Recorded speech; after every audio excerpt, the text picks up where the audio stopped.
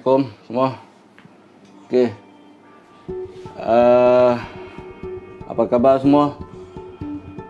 Okey. Apa khabar? Hari ni ya. Hari ni untuk hari ni. Baik. Hari ni kita pergi ke kata hubung. Kata hubung merupakan salah satu daripada golongan kata ni. Ada komponen-komponen dalam golongan kata. Baik. Okey. Kata hubung ialah kata yang digunakan untuk menggabungkan dua ayat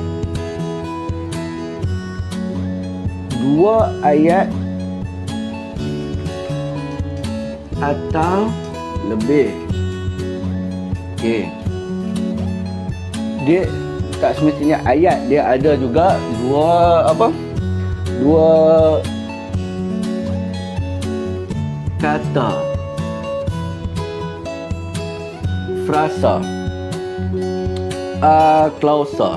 Okey, tapi kita nak kamu faham dengan dua ayat. Dua ayat. Kalau cakap kata, cakap frasa, cakap klausa, kamu tanya lagi pula, nak kena terang balik. Untuk malam raya kita tak habis lagi. Baik. Kita buat ni. Nak senang kamu faham ialah dua ayat. Okey, dua ayat apa? Ayat apa yang kita kena tahu? Ayat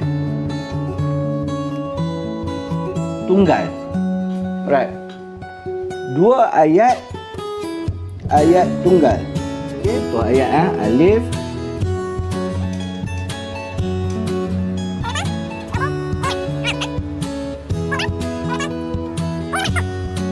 nak gabungkan dua ayat. Ini ayat tunggal ni.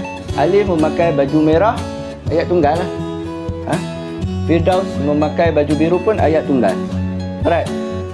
Kita nak gabungkan dua-dua ayat ni. Ini yang mudah ni, yang mudah. Ini kalau masa tahap 1 pun kamu dah belajar yang ni. Nak gabungkan dua-dua ayat ni, gunakan perkataan apa? Gunakan perkataan apa? Kata hubung apa? Nampak kamu dah faham sikit sini. Manakala.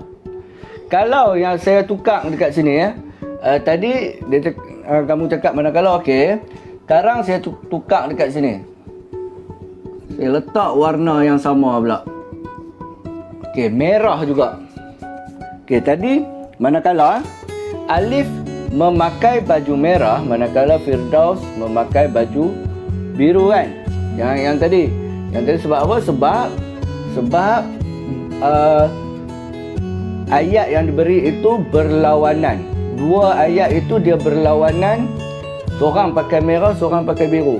Dia berlawanan antara dua. Okey, sekarang benda ni sama. Letak merah dan biru, kita guna manakala. Sekarang kalau saya letak merah dan merah, kita gunakan dan. Okey ya. Okey, kita terus Yang pertama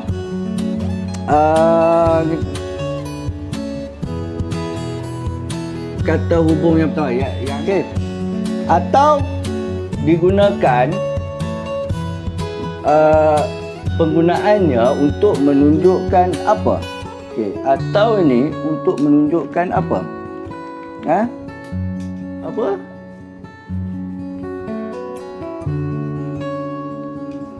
Pilihan. Dia menunjukkan pilihan. Terusnya, yang ni paling atau ni selalu digunakan.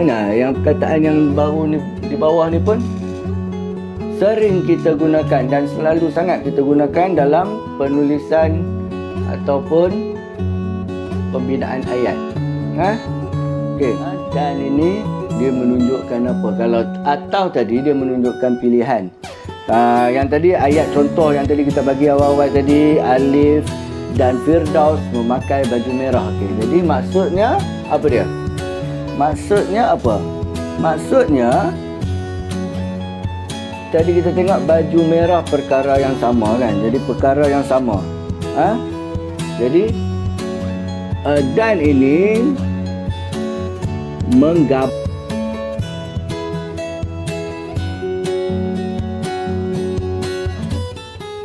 yang sama atau yang setara. Maksudnya dia gabungkan dua benda yang sama. Dua benda. Seterusnya. Okey, seterusnya. Seterusnya kita pergi perkataan yang seterusnya, kita ambil lalu.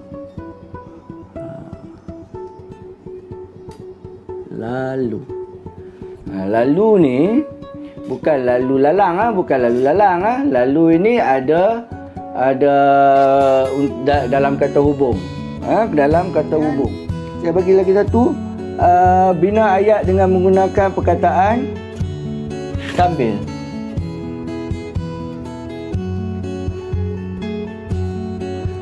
Sambil saya terangkan tentang perkataan lalu ni, kamu tolong bina ayat menggunakan perkataan sambil. Lalu menggabungkan dua perkara yang berlaku secara berturutan. Okey. Kita tengok dulu lalu. Lalu ni dua perkara secara berturutan. Maksudnya dia buat satu benda, kemudian perkara itu berlaku secara berturutan. Apa dia penggunaannya? Dia menunjukkan apa ni? Sambil ni perkara yang sambil ni menunjukkan perkara yang dilakukan.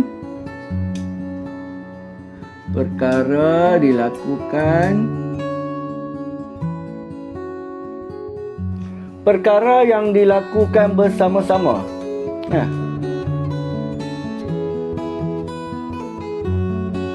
Tetapi kemudian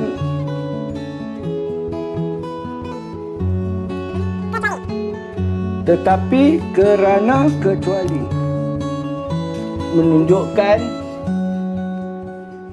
hal berlawanan. Hal-hal yang berlawanan. Tetapi menunjukkan hal-hal yang berlawanan. Jadi, nak tahu berlawanan macam mana? Maksudnya,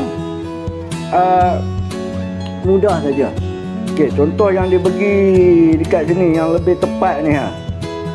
Kakak lulus peperiksaan dengan cemerlang tetapi adiknya gagal. Yang ni siapa bagi Mas kan? Mas bagi tadi. Kakak lulus cemerlang tetapi adik gagal. Kerana menunjukkan tentang sebab ataupun alasan. Sebab ataupun alasan. Penggunaan kerana tak ada masalah. Sebab kamu selalu menggunakannya. Contoh dalam soalan-soalan pemahaman, kan? Soalan-soalan pemahaman bagi petikan. Okey. Bila dia tanya soalan mengapakah, kamu kena jawab menggunakan kerana. Jadi kamu tak ada masalah dengan kerana. Sebab saya tengok di sini pun yang membina perkataan menggunakan perkataan kerana ini baiklah. Adik menangis kerana terjatuh dari basikal. Okey, ibu Yaya bersetuju untuk pulang ke Pulau Pinang kerana dijanjikan dengan telefon bimbit. Okey, Faizatul. Okey. Bila sebut kerana ni kita nakkan alasan dia, sebab dia. Okey, yang seterusnya kita pergi yang seterusnya kecuali ini benda yang menunjukkan tentang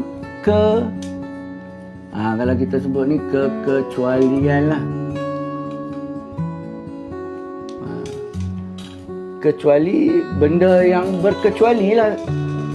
Kekecualian tu maksudnya benda yang berkecuali. Contoh macam tadi yang saya baca tadi, ayat yang diberi, semua pergi ke padang kecuali Afiq. Maknanya dia berkecuali, dia seorang yang tak pergi. Sebab apa? Sebab dia sakit ke apa ke.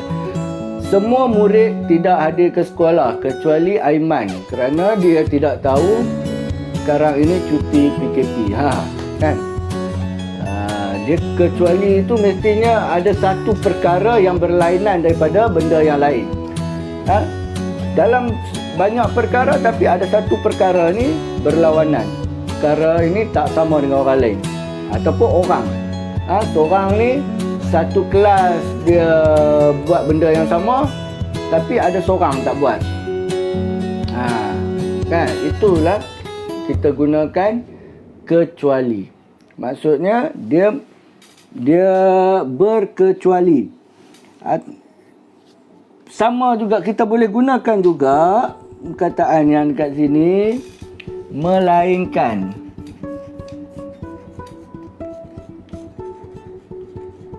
Melainkan pun dia menunjukkan perkara yang sama macam kecuali. Okey, kita tengok kecuali semua semua ahli keluarga Farhana memakai cermin mata kecuali kakaknya. Kan?